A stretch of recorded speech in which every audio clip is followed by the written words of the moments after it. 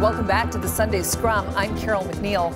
The opposition wanted answers this week from Defense Minister Harjit Sajjan. Sajjan had already acknowledged he embellished when he called himself the architect of Operation Medusa in Afghanistan. But Monday was his first chance to stand up in the House and apologize during question period. And he did, quite a lot.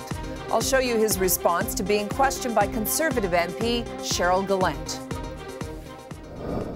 Mr. Speaker, the minister was caught claiming to be the architect of Operation Medusa.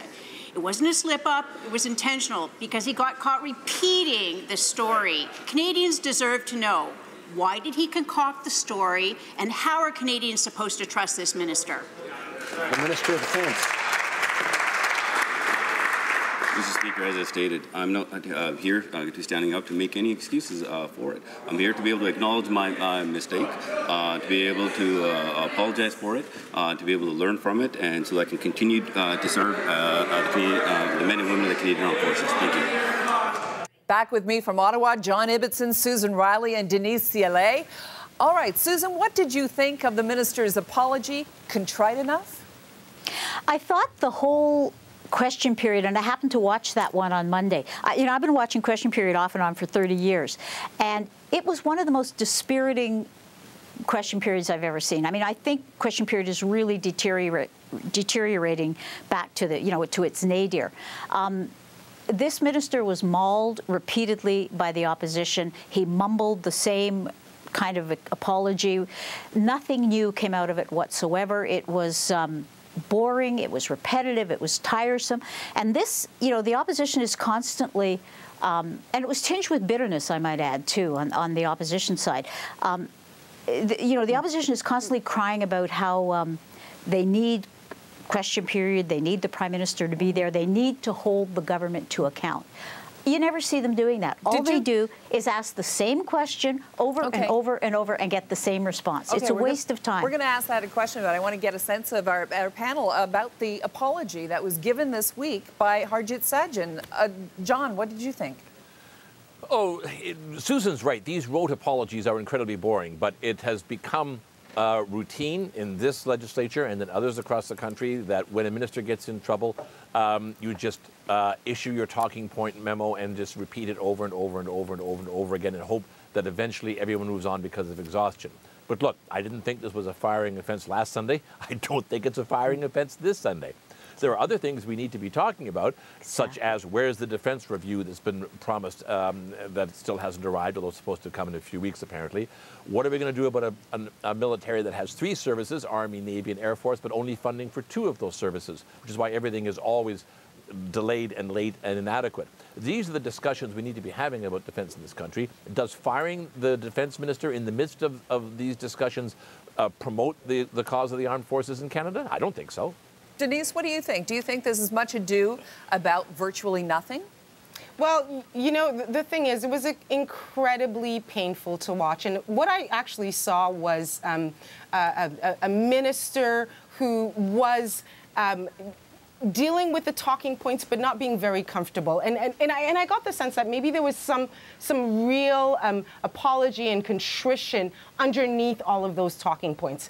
Now, to John's point around the conversations we need to be having, yes, about the defense policy review, that's due mid-May, in fact, before the Prime Minister heads to the group of G7 meetings, where, again, we're going to have to talk about our defense spending as it relates to NATO and other components. But what was really disappointing for me was this almost focus, a supreme focus on the conduct, the words of a defense minister who, quite frankly,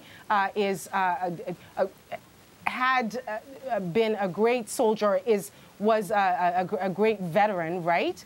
And then this opposition's almost seeming fixation on essentially a couple of words, the architect versus an architect, versus asking the real questions around how are we funding our military? How can we support our men and women in uniform? And for me, that's a conversation I'm much more interested in having. Okay, let me play devil's advocate on this one. If somebody is willing to claim that they were the architect of our operation, and yes, they played a big role, but it wasn't that role, and they are the minister of the crown, do we not hold the ministers of the crown, the judiciary, others who hold high office in this country to a higher standard, that they have to be absolutely correct on what they are telling people because they hold the public trust? I don't buy that. I mean, within limits, I don't buy it. I mean, I think we also, the other side of that is that, you know, politics is an incredibly unforgiving business. And we've all seen ministers who are really guilty of rather small things. In some cases, Helena Georges, for example, guilty of nothing at all, really, except having a temper tantrum at an airport in Charlottetown. Bev Oda, guilty of paying $16 for a glass of orange juice at a hotel in Europe. It's an unforgiving business, and certainly they deserve to be questioned closely, and certainly any hint of you know, corruption or anything needs to be bird-dogged. But I think this is a case of over-punishment for a relatively, you know, it was a boast, essentially. The minister boasted, and he shouldn't have done so. But in the context, as Denise said, of his whole career, it was overkill. Okay. Carol, if you want to be devil's advocate, let me play cynical old hack. We know that cabinet ministers resign when they lose the confidence of the Prime Minister or the Premier. As long as Justin Trudeau wants Minister Sajjan there, he's there. If he wanted him gone, he'd be gone. That's why ministers who commit egregious sins hang on, and ministers who have a $16 glass of orange juice are gone. They're gone because there were other reasons for their departure. Denise? Yeah, I would agree, and look, I have to throw in even the Maxime Bernier example, right? Mm-hmm. With him leaving classified documents, and he was removed from cabinet. He didn't resign and then brought back in a junior role. I think in some ways the opposition, as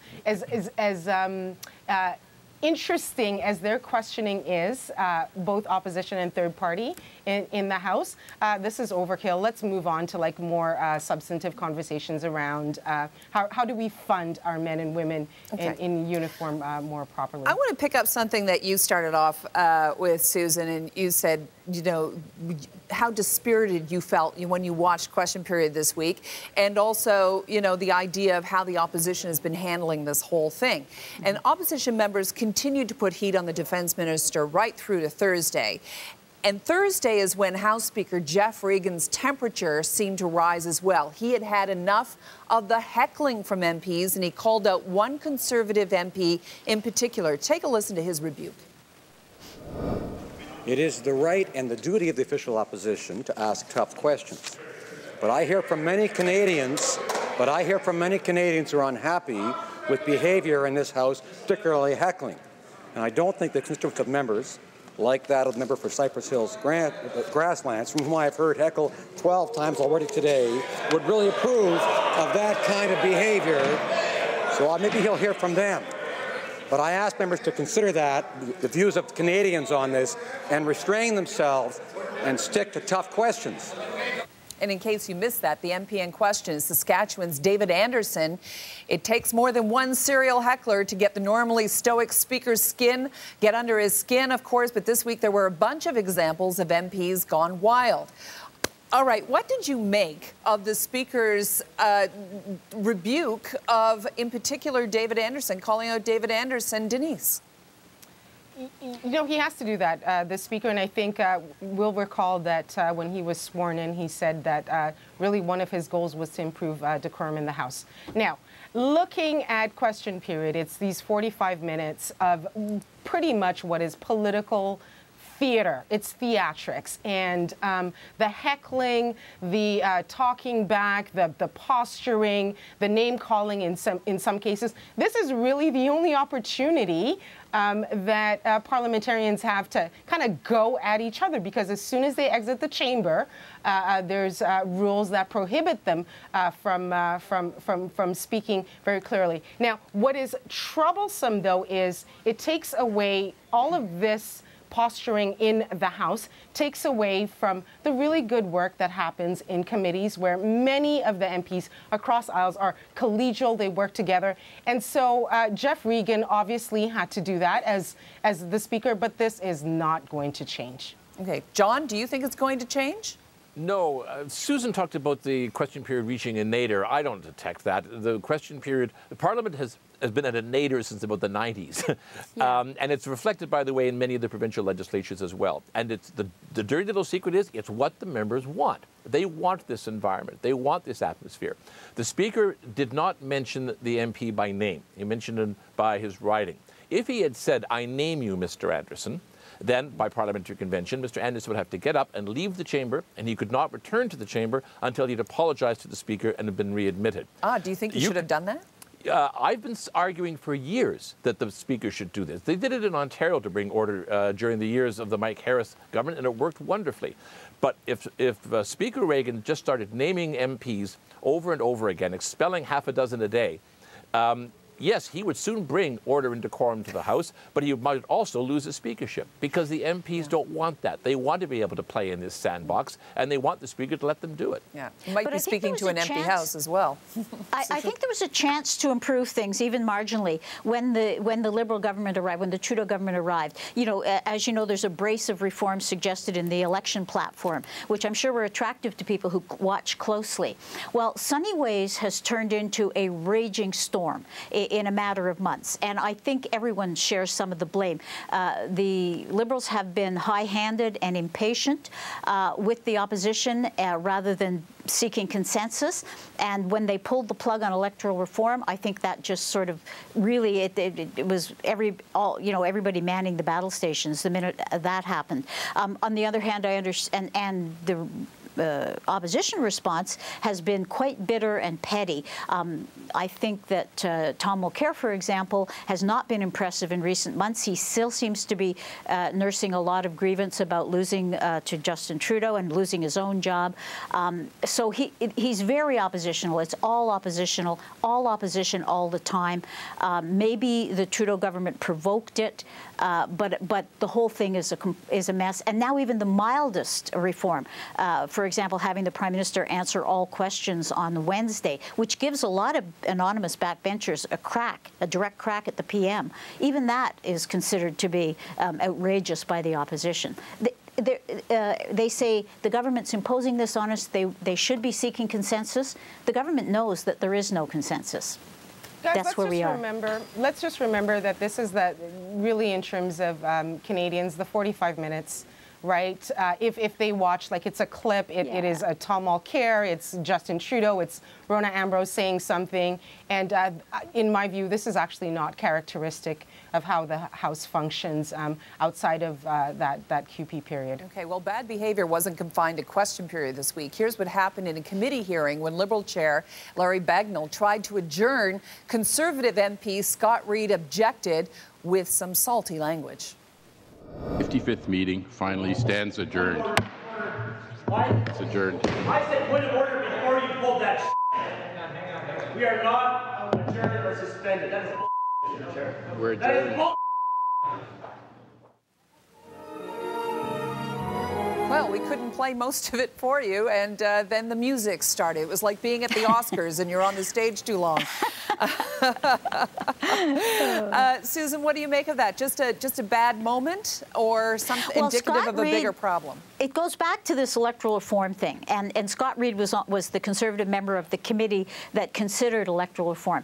I think it started out with some degree of consensus. Certainly, the NDP and the Greens were very interested in pushing PR because it will benefit both of those parties. And I think they collaborated in good faith. I'm not so sure about the Conservatives. You know, being Conservatives, they don't like change. And I don't think they were really keen on changing anything about the way we elect people. So they proposed a referendum on any changes, which sounds admirably democratic, but as we've said before, would be just a very expensive distraction.